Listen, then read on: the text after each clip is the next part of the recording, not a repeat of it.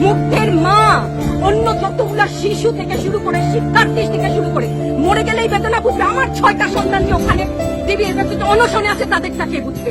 Bullet আপনি দেখেছেন বাবা মায়ের আত্মনাদ, অভিশাপ আসমান কাঁপে। আপনাদের কাঁপে না? তার কাঁপে না? অভিশাপের ভয় হয় না? বুকগুলা কাঁচা হয়ে গেছে আমার সন্তানদের। রাবার বুলেট বলবেন, কি বলবেন? এগুলো অস্ত্রের মুখে দাঁড়িয়ে আছে। আমাদের পয়সায় কেনা বুলেটে আমাদের সন্তানদের আপনারা বুলেট ছুটছেন। আর কত পুলিশ ভাইদেরকে বলি, ভেতরে তো আপনিও মানুষ, পুলিশ ভাই বলি না, ক্ষমা করবে, মুখ থেকে বার হয়ে গেছে। তাদের ঘরেও সন্তান আছে, তাদের খোলসের ভিতরেও মানুষ। যারা এখনো ঘরে আছেন তারাও জানেন আর কতদিন ভয় পাবে।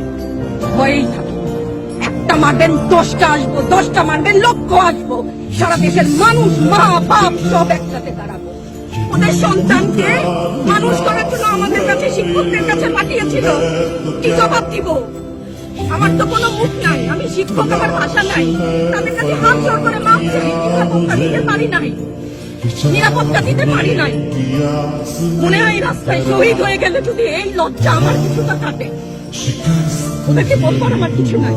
আমি হিজাব পরি বলেন আমি হচ্ছে গিয়ে জঙ্গি, আরো বলেন না যারাই প্রতিবাদ করছে জঙ্গি। হ্যাঁ, 71-এর সময় জঙ্গি এক যদি চেহারা অমন হয়, 24-এর জঙ্গি চেহারা এরকম হবে। তাহলে দল করলেই কেন দল করার এটা স্বীকৃতি দিতে হবে? দল করলে ক্ষতি, অধিকারই তো চাচ্ছি, সাধারণ মানুষের অধিকার চাচ্ছি, ক্ষতি কি? কেন বারবার আমাদেরকে এই কথাটা শুনতে হয়? এই বিভাজনের সুযোগ তো তারা বারবার নিয়েছে। আবার কেন? পিছু হটবা না, ভয় পাবা না। তোমাদের শিক্ষক আমরা লজ্জা পাই, তোমাদের থেকে শিখেছি। তোমরা যেমন আছো আমরাও আছি। যতদিন না 9 দফা ওদের মানা হয় ততদিন মা থেকে শুরু। কেউ নিরাপদ না তো, আপনি নিরাপদ। সংবাদ কর্মী আপনি কি আত্মসম্মান বিসর্জন দিয়ে বিভিন্ন নিউজ লেবুর বাম্পার কলম নিউজ করতে হচ্ছে না? আপনারও লজ্জা লাগছে না? আত্মীয় স্বজনের কাছে মুখ দেখাতে পারছেন না তো? আপনার হয়ে আমি লড়ছি, আমাকে সহায়তা করুন। Thank you.